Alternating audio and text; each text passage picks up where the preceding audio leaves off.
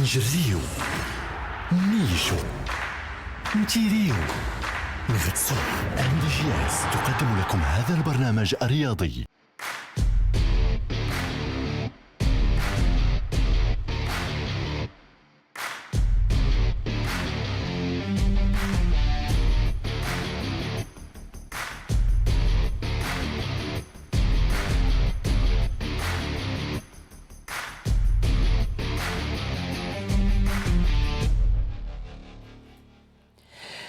اهلا وسهلا ومرحبا بكم معنا برنامجكم الرياضي الاسبوعي سبورت تايم على قناتكم ام 24. برنامج استثنائي كيف ما تلاحظوا، حيت اليوم ما دايزينش مع 8:30 ولكن دايزين مع 10 وقل شي 5 دقائق ولا 10 دقائق. مرحبا بكم معنا.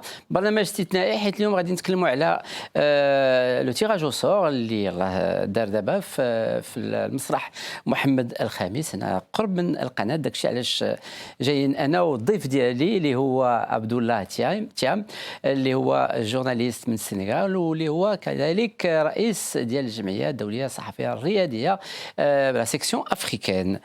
Abdullah Thiam, merci d'avoir accepté l'invitation déjà. Merci d'être avec nous. Tu es déjà venu une fois ici avec nous. Donc c'est la deuxième fois qu'on te reçoit. C'est avec un grand plaisir. Le plaisir est partagé, mon cher président. Je suis chez moi, au Maroc, en tant que Sénégalais. On n'a même pas besoin de développer là-dessus, parce que tout le monde connaît les relations presque tricentenaires qui unissent nos deux peuples. Exactement. Alors, comme je le disais en introduction, donc برنامج غيكون باللغه الفرنسيه. الضيف ديالنا تيتكلم باللغه الفرنسيه. Donc comme je le disais en début d'émission, le théâtre est juste à côté. Je t'ai fait marcher quand même. Ça fait plaisir. Pas au sens figuré, mais vraiment au sens propre. Oui, ça fait plaisir parce que les journalistes, nous sommes journalistes sportifs. Malheureusement, on n'exerce pas cette activité physique-là, mais ça m'a fait du bien. Exactement. Donc on était là au théâtre Mohamed V, justement pour assister au tirage au sort de la CAN 2025. Mais avant de parler des équipes, des groupes, etc. Donc juste un petit mot en ce qui concerne l'ambiance générale, l'organisation, le plateau artistique qui a été offert au cours de cette soirée. Franchement, ça ne m'étonne pas. Du Maroc, ce n'est pas la première fois que j'assiste à des cérémonies pareilles. Et toute l'Afrique aujourd'hui doit être fière de ce que le Maroc nous a présenté. Ça a une dimension internationale. Le fait déjà, le choix, c'est quand même de la... le centre là, ça renvoie un tout petit peu à la tradition. Dans cette ville, quand vous venez, vous sentez la cohabitation entre la tradition et cette modernité. Vous aurez dû l'organiser dans un autre centre aussi, comme celui qui se trouve à Rabat, le grand théâtre qui est complètement aujourd'hui terminé, mais vous l'avez amené dans un autre cadre. Très convivial, c'était historique, super historique, oui, le site historique. Et aussi les artistes qu'on a invités, c'était top.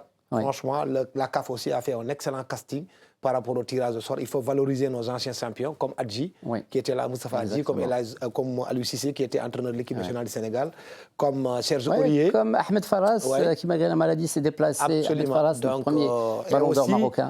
Last but not least, on a allié aussi le sport et la culture, parce que quand même l'un des présentateurs, je ne parle pas de la femme marocaine, qui était très bien habillée, très bien présentation, mais aussi on a amené un autre Africain qui a exporté la culture africaine jusqu'à Hollywood, qui est aujourd'hui une star de Hollywood qui est venue présenter. Donc, c'était top à tout point de vue. Voilà, ça, c'est par rapport à l'ambiance générale.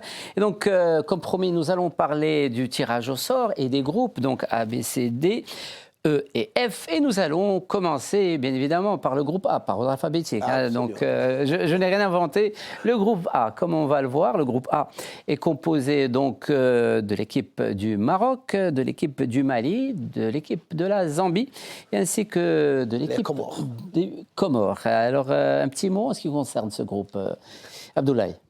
Oui, moi je crois que ce n'est pas quand même un groupe facile. Le Maroc absolument sort du lot parce que c'est les demi-finalistes de la dernière Coupe du Monde. C'est la première équipe africaine au niveau du classement de la FIFA. Et en termes de valeur intrinsèque, qu'on le dise ou pas, ce n'est pas parce que je suis au Maroc. Je crois qu'aujourd'hui, le Maroc a l'une des plus grandes équipes en Afrique. Ça, c'est clair, net et limpide.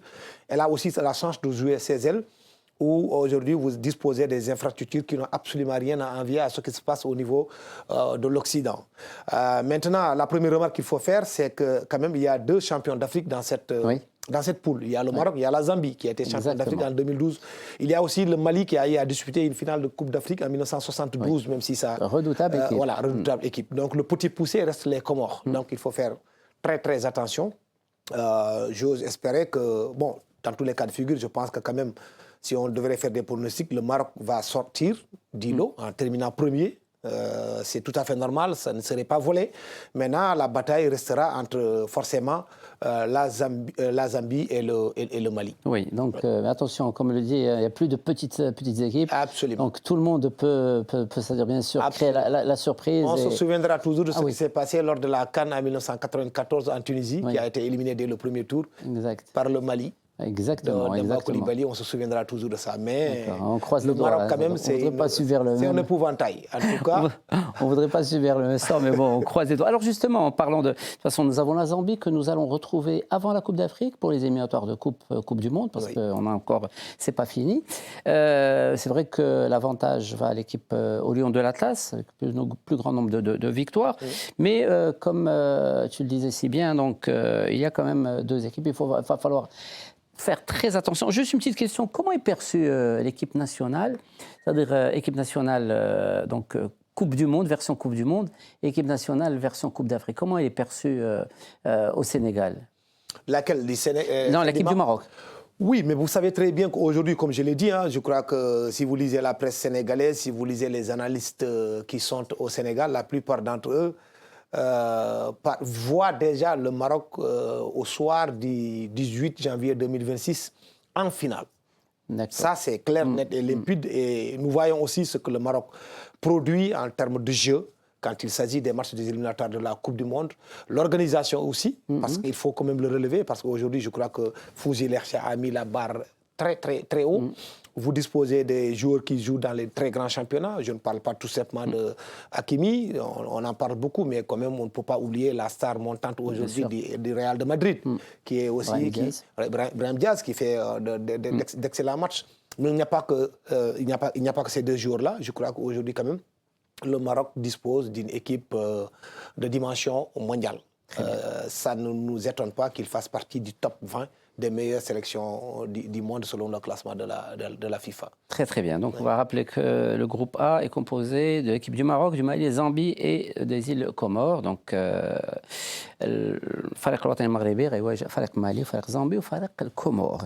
On va parler maintenant du groupe B, si tu le permets, Abdoulaye. Le groupe B qui comprend les équipes suivantes. Donc l'Égypte, l'Afrique du Sud, l'Angola et le Zimbabwe.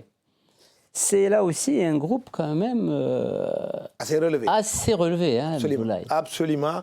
Et paradoxalement, si vous regardez l'ensemble des 6 poules, 6 groupes, dans chaque groupe, il y a 2 anciens champions d'Afrique. Oui. Dans chaque groupe. Ils ont été répartis. Très bien répartis. Chaque groupe, il y a 200 anciens. L'Égypte, c'est l'épouvantail en termes bien sûr, de trophées remportés. C'est 7 trophées, donc c'est énorme. L'Égypte, c'est Mohamed Salah. Oui. On ne peut pas ne pas quand même les voir passer le premier tour. L'Afrique du Sud, c'est une très belle équipe avec de très grands clubs, Mamelodi Sundowns. On se souvient encore de ce qu'ils ont réalisé en Afrique du Sud lors de la dernière Coupe d'Afrique.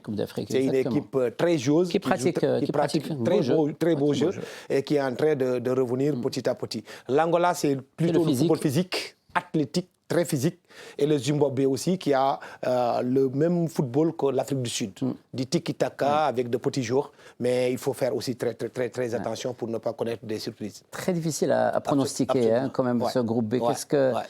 L'Égypte sortirait peut-être du lot. Si on suit la logique, on dira l'Égypte, l'Afrique du Sud. Mais attention à l'Angola, attention au Zimbabwe qui est dans chaque Coupe d'Afrique aujourd'hui, montre quand même de très bonnes choses. Très bien. Après le groupe B, qui, comme on le disait, donc composé de l'Égypte, Afrique du Sud, Angola, Zimbabwe, nous allons parler à présent du groupe C. Le groupe C qui est composé des équipes du Nigeria, de la Tunisie, de l'Ouganda et de la Tanzanie. Ouais.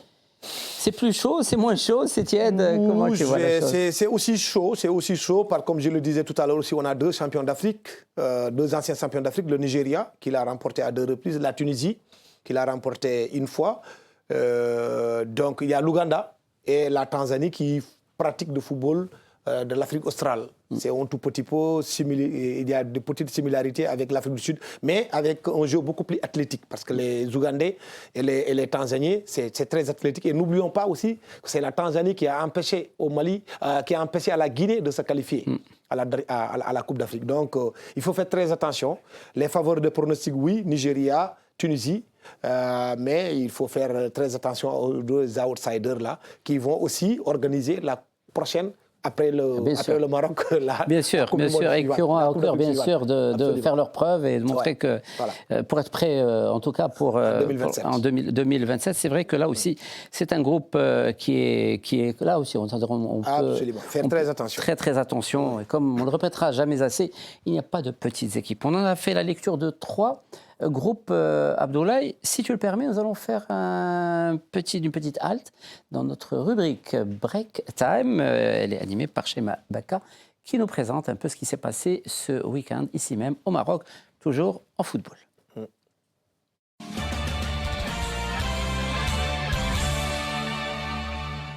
البطولة الاحترافية المغربية كتعيش لحظات حماسية. العساكر وصلوا نتائجهم الإيجابية بعد فوز مهم في آخر مباراة جمعتهم مع الدفاع الحسني الجديد على أرضية الملعب البلدي بالقنيطرة. الفريق العسكري تمكن من تحقيق هذا الفوز في الأنفاس الأخيرة من اللقاء بعد ما سجل جويل بيا الهدف الوحيد في الدقيقة 90. وبهذه النتيجة ارتقى الفريق للمركز الثالث في سلم ترتيب البطولة برصيد 34 نقطة. من جهته نهضة بركان كيواصل التألق ديالو، عزز موقعه في الصدارة بعد ما حقق فوز ثمين على مضيف اتحاد طنجة ب3 أهداف لهدف واحد. مباراة كانت حاسمة بالنسبة للفريقين، والانتصار مكن نهضة بركان من توسيع فارق النقاط مع منافسيه. في المباراة المؤجلة بين الفتح الرباطي والرجاء الرياضي اللي تلعبت على أرضية ملعب البشير بالمحمدية، تمكن فريق الفتح من تحقيق فوز مهم على الرجاء بنتيجة هدفين لهدف واحد. الفتح افتتح التسجيل في الدقيقة 59 عبر اللاعب ريان العلاوي، والرجاء عاد النتيجة في الدقيقة 42 عن طريق اللاعب حمزة رحيمي، وفي الدقيقة 84 جاء هدف الفوز للفتح عبر أيوب مولوع اللي منح فريقه النقاط 3. نتيجة ارتقى بها الفتح الرياضي للمركز الخامس برصيد 32 نقطة مناصفة مع المغرب الفاسي. ندوزو دابا اللاعبين المغاربة الدوليين اللي كيرجعوا يثبتوا التألق ديالهم في الساحات الكروية العالمية. أيوب الكعبي كالعادة كان حاضر بقوة وساهم في تحقيق فريقه أولمبياكوس اليوناني الفوز ثمين على بورتو البرتغالي بنتيجة 1-0 ضمن الجولة السابعة من الدوري الأوروبي يوروبا ليغ.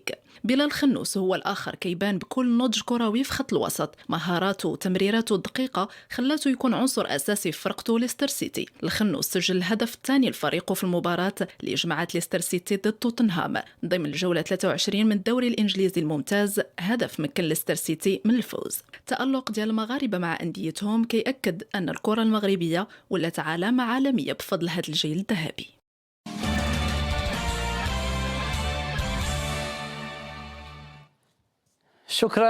Shukran Chema Baka. Donc, comme tu as pu le deviner, je sais que tu ne comprends pas la langue, mais quand tu fais un effort, tu comprends, Abdoulaye. Là, on a parlé un peu des journées reportées de championnat et surtout des joueurs marocains à l'étranger. Qu'est-ce que tu penses justement, Abdoulaye, je vais revenir à l'équipe du Maroc, de cette richesse de l'effectif du Maroc? On voit par exemple Kabi qui est en train d'exposer les compteurs là où il est, Bilal Khannous en Angleterre, Hakimi, et partout des joueurs, les joueurs qui jouent au golf, aussi, pas au golf à pratique, mais dans les pays du golf. Ouais. Donc là, qu'est-ce que vous en pensez? Mais moi, je pense que quand même que sur le plan des valeurs intrinsèques, il est aujourd'hui très difficile de concurrencer le Maroc, parce que quand vous allez dans des phases finales de Coupe d'Afrique ou de Coupe du Monde, ce qu'il faut voir d'abord, c'est que est-ce que vos joueurs ils jouent dans les clubs européens, est-ce qu'ils sont compétitifs? Parce que dans le football, il ne faut pas quand même réinventer la roue, c'est la compétitivité et la régularité. La deuxième chose maintenant, ils jouent dans quel club? Quand vous jouez dans un club comme Paris Saint-Germain, quand vous jouez dans un club comme le Real de Madrid et vous êtes titulaire, forcément, il y a un plus-value que vous allez apporter à votre sélection nationale. Et aujourd'hui, c'est ce qui fait la force de cette sélection marocaine. Dans chaque grand club, vous trouverez là-bas un joueur marocain. Il y avait aussi une politique, je ne sais pas si elle est savamment orchestrée par la fédération avec l'appui des autorités, mais je constate que de plus en plus, ils cherchent des joueurs marocains un peu partout, c'est-à-dire dans la diaspora même. Ce qui était plus ou moins l'apanage de l'Algérie, mais aujourd'hui, c'est le Maroc qui est allé à la recherche de tous les binationaux. ce qui concerne aujourd'hui Achraf Hakimi et tous les autres joueurs qui sont aujourd'hui à l'extérieur et qui font d'excellentes performances. Et ce qui est extraordinaire, à un certain moment donné, tellement la sélection marocaine elle marche, ce sont les joueurs qui eux-mêmes font les premiers pas pour venir vers la sélection. Et c'est ça que vous allez constater qu'effectivement, qu'il y a quelque chose qui est en train de marcher. Quand la sélection marche, tous les joueurs voudraient venir. Quand ça ne marche pas, ils changent. Donc c'est une bonne organisation d'abord au niveau local, des belles infrastructures, et à chaque fois que les autres joueurs ils repartent dans leur club, ils vont expliquer aux autres qui doutaient encore de venir. Est-ce que je dois venir? Est-ce que je ne dois pas venir? On va dire non. La sélection marocaine, elle n'a plus rien à envier à la France, elle n'a rien à envier à l'Espagne. Venez jouer pour la... Voilà, vous avez de très beaux ambassadeurs et ça, c'est bénéfice, c'est tout bénéfice pour le football africain dans sa globalité et particulièrement pour la sélection marocaine. D'accord, merci. Alors, juste avant de parler du groupe suivant, on va rappeler les trois premiers groupes dont nous avons parlé. Donc, le groupe A, Maroc, Mali, Zambie, Comores. Groupe B, Égypte, Afrique du Sud, Angola, Zimbabwe. Le groupe C, Nigeria, Tunisie, Ouganda, Tanzanie. Et là, maintenant, nous allons parler d'un groupe qui t'intéresse particulièrement, Abdoulaye, puisqu'il s'agit du groupe dans lequel figure ton équipe nationale, qui est l'équipe du Sénégal. Donc, c'est le groupe D. Le groupe D, donc, qui est composé également des équipes du Congo, du Bénin et du Botswana. Là, à vue d'œil, moi, je dirais que le Sénégal, de loin, quand même, ici, dans ce groupe, non ? Faire attention aussi, c'est la même chose. Il y a deux anciens champions d'Afrique. Le Sénégal qui a remporté le titre continental en 2021, la RD Congo, plus ou moins lointain, depuis 1974, ils n'ont plus touché le Graal. Et aujourd'hui, Dieu fait bien les choses, je ne sais pas. En tout cas, nous partageons aussi la même poule. Oui. Pour les éliminatoires de la Coupe du Monde. Exactement. Et la RD Congo est venue à Dakar tenir un match nul contre le Sénégal. Donc ça complique davantage encore notre parcours pour aller se qualifier à Unite 2026 parce qu'il y a un déplacement plus que périlleux qu'on doit effectuer soit à Kinshasa, soit à Lubumbashi. Donc ça c'est clair, net et limpide. Le deuxième, c'est le Bénin qui pose souvent des difficultés au Sénégal. Nous arrivons à battre le Bénin chez nous, mais une fois qu'on se déplace au Bénin, la dernière fois que nous sommes partis, nous avons fait un match nul un peu partout. Nous aussi, nous en gardons un bon C'est très compliqué. Et on se souviendra toujours que c'est le Bénin quand même, vous vous souvenez, en 2019, contre le Maroc. Oui, exactement. Voilà, donc il faut toujours faire très attention. C'est des petits poussés, mais qui aiment toujours rencontrer les gros cylindrés pour montrer que non, nous n'avons rien à envier à ces équipes-là, nous sommes toujours capables de les battre. Le Botswana, c'est un football plus ou moins inconnu aussi pour le reste de l'Afrique. C'est la même chose que le football de l'Ouganda, le football de la Tanzanie dont nous avons parlé tout à l'heure. C'est toujours l'Afrique australe. Donc vous ne pouvez pas de prime abord dire qu'est-ce qu'ils vont vous proposer. Donc il faut faire très attention. On va miser peut-être sur le Sénégal et la RD Congo parce que ce sont les deux équipes les plus connues. Mais faire très attention pour ne pas tomber sur les pièges du Bénin et du Botswana. Très bien. Alors quelles sont les premières impressions que tu as pu recueillir auprès de tes compatriotes, si tu as eu l'occasion là tout à l'heure au Théâtre Mohamed Oui, V? j'ai rencontré plusieurs anciens internationaux sénégalais, que ce soit Elas Diouf, qui a été 2 fois Ballon d'Or. J'ai rencontré Aliou Cissé, qui a aussi été meilleur sélectionneur de l'Afrique. J'ai rencontré Khalilou Fadiga, dont tout le monde connaît encore les performances en équipe nationale. J'ai rencontré aussi Augustin Senghor, l'ensemble de la délégation sénégalaise. Mais c'est un tirage qui ne déplaît pas aux Sénégalais, en tout cas. D'accord. C'est un tirage plus ou moins clément, mais ça reste sur du papier. Donc, sur le terrain, c'est autre chose qu'il faut prouver. Il faut faire très attention. Donc, il y aura toujours ce derby sous-régional entre les Béninois et les Sénégalais. La RD Congo, comme je l'ai dit, si elle marche très fort, parce qu'en termes de performance, elle a été beaucoup plus performante que le Sénégal lors de la dernière Coupe d'Afrique. Nous sommes arrêtés en quart de finale, en 8e de finale. On a été battus par la Côte d'Ivoire, mais eux, ils ont franchi un pas, quand même, ils sont allés jusqu'au match de classement. Ils ont joué la 3e place. Donc, il faut faire très attention. Et tout comme le Maroc, ils ont un contingent extrêmement important basé à l'extérieur, notamment en Belgique et en Espagne. Il faut faire très attention à cette sélection de la RD Congo. Le groupe E, comme on va le voir, le groupe E est composé des équipes suivantes, à savoir l'équipe d'Algérie, l'équipe du Burkina Faso, l'équipe de la Guinée équatoriale ainsi que l'équipe du Soudan. Un groupe, là aussi, plus ou moins incertain, quand même. Mais, très incertain, avec un derby qui ne dit pas son nom. Les Algériens et les Burkinabés, à chaque fois qu'ils se rencontrent, Il y a toujours le fameux match, le fameux derby qui les avait opposés lors des éliminatoires de la Coupe du Monde qui revient toujours sur le tapis. Bon, donc ça aussi, on sait que ça ne va pas être facile, ça va être extrêmement compliqué pour l'Algérie, qui part certainement avec la faveur des pronostics, suivi du Burkina Faso, compte tenu de ses performances, les 2 dernières Coupes d'Afrique. Il y a la Guinée équatoriale, il ne faut jamais vendre la peau de l'ours avant de l'avoir tué. C'est la Guinée équatoriale qui avait quand même mis un terme à la grosse performance de l'Algérie au niveau du Cameroun en 2021. Si on se souvient, l'Algérie était à 35 matchs sans défaite. C'est la Guinée équatoriale qui a éliminé l'Algérie. On se souviendra de ça toujours. Et il ne faut pas non plus oublier que c'est l'Algérie aussi, c'est la Guinée équatoriale aussi qui avait donné une raclée à la Côte d'Ivoire, 4-0 en match de poule. C'est les Marocains qui ont sauvé les Ivoiriens, qui après ils vont finir par l'emporter le trophée continental. Last but not least, il y a le Soudan, qui partage la même poule aujourd'hui des éliminatoires de la Coupe du Monde avec le Sénégal, mais qui sont en pole position. C'est la première équipe. Le Sénégal est deuxième. Donc ils sont en guerre, mais c'est paradoxal, à chaque fois qu'ils rencontrent quelqu'un, ils jouent en Libye, mais ils arrivent toujours à gagner. Donc on ne connaît pas très bien les joueurs soudanais. La valeur, effectivement. Donc il faut faire très très attention à cette sélection du Soudan, à cette sélection de la Guinée équatoriale. Les derbys aussi, l'Algérie contre le Burkina Faso, rien n'est joué à l'avance. Ça va être chaud.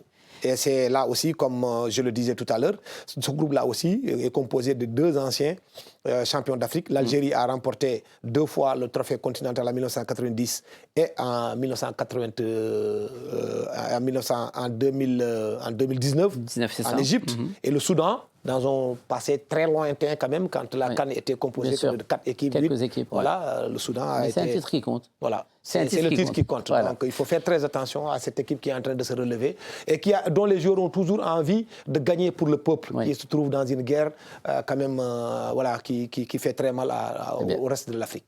Dernier groupe qu'on va analyser dans cette émission, Sport Time, donc nous passons en direct. Donc le groupe F avec la Côte d'Ivoire, le Cameroun, le Gabon et Mozambique. Ouf, très chaud. Très très chaud déjà. Alors à qui va-t-on pouvoir attribuer le groupe de la mort? Parce que là... C'est très complexe, moi je ne sais pas trop, mais bon. Côte d'Ivoire, Cameroun, Gabon, Mozambique, je pense que c'est chaud. C'est chaud, c'est très chaud. D'abord, il y a presque... Côte d'Ivoire, Cameroun, c'est un derby, tout le monde connaît ce qui se passe entre ces 2 équipes-là.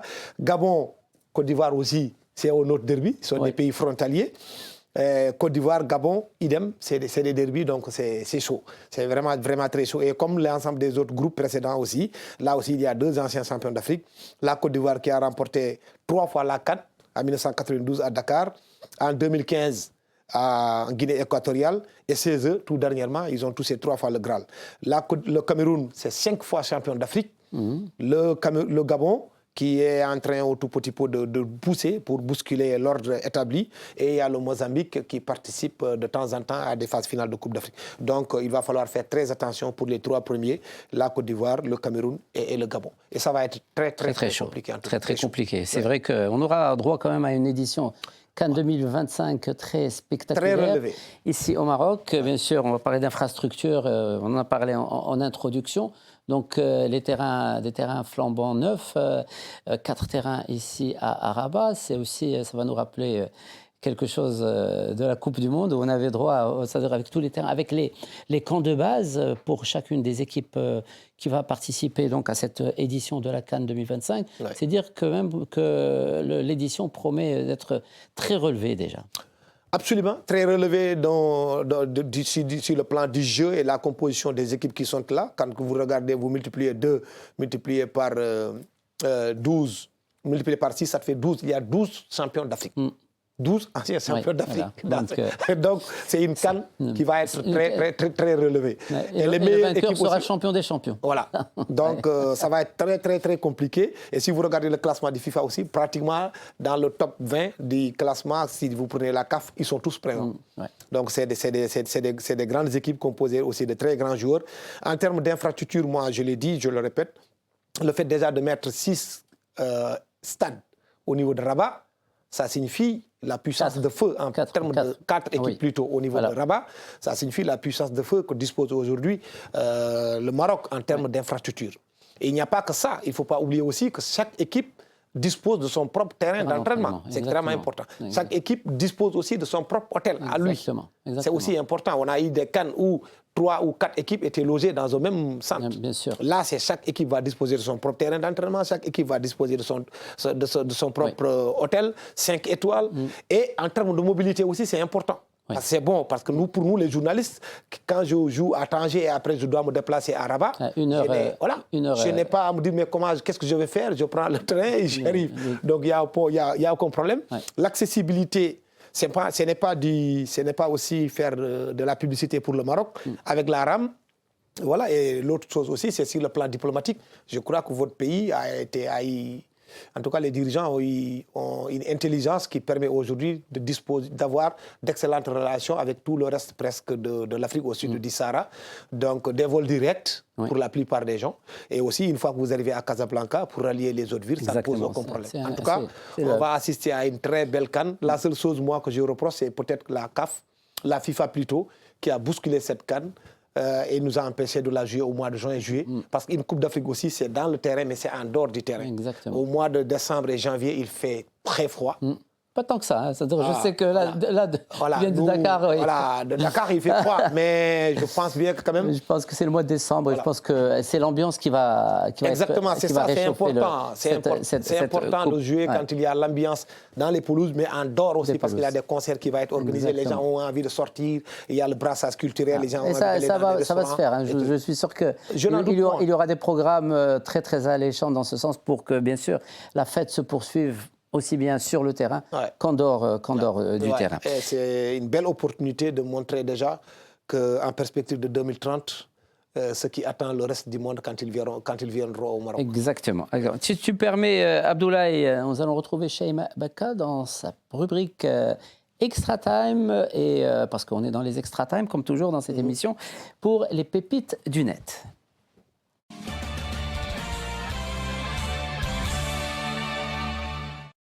اهلا مراد. على ايقاع الشعار الرسمي للكان بداو جوله ناد اكسترا تايم لهذا الاسبوع. الاتحاد الافريقي لكره القدم كشف على شعار هذا الحدث الكروي الاكبر في القاره، كاس افريقيا للامم. الشعار كيزينو الزليج المغربي وكيعكس الهويه المغربيه الاصيله وعمق التراث المغربي وتفرده على مستوى العالم.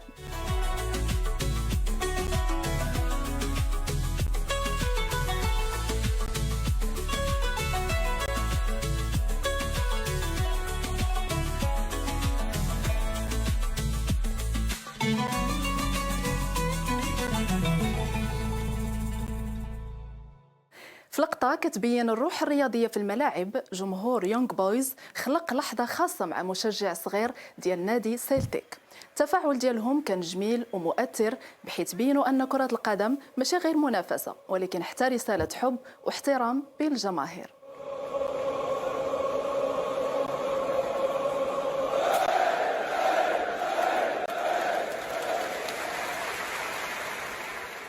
في فيديو آخر طفل صغير في السن ولكن كبير في المهارة والدقة. بهذا الهدف اللي سجل تصدر هذا الطفل فيديوهات الويب لهذا الأسبوع.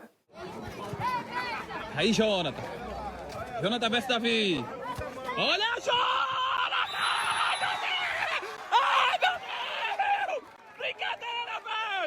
الختام غادي يكون مع فيديو لنيمار. نيمار كعادته اخترق القواعد وبين لنا مهارة جديدة خارج حدود المستطيل الأخضر بحيث سجل هدف رائع بكرة السلة.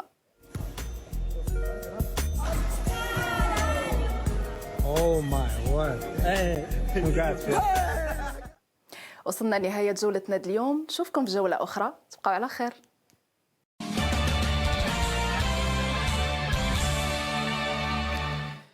Shukran Shaima. Abdoulaye, notre émission est arrivée à son terme. Un dernier mot avant de conclure ce numéro de Sport Time.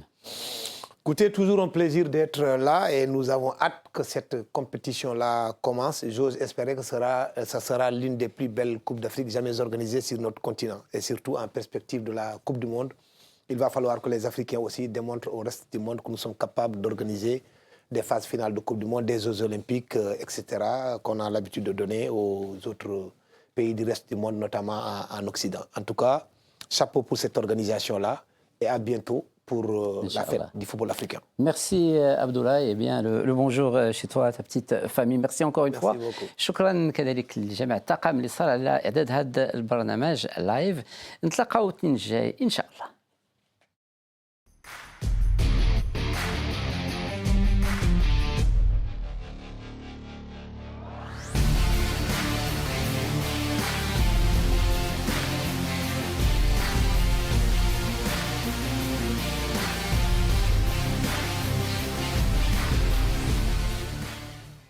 ونعاودوا ونكملوا ونوصلوا. MDGS قدمت لكم هذا البرنامج الرياضي.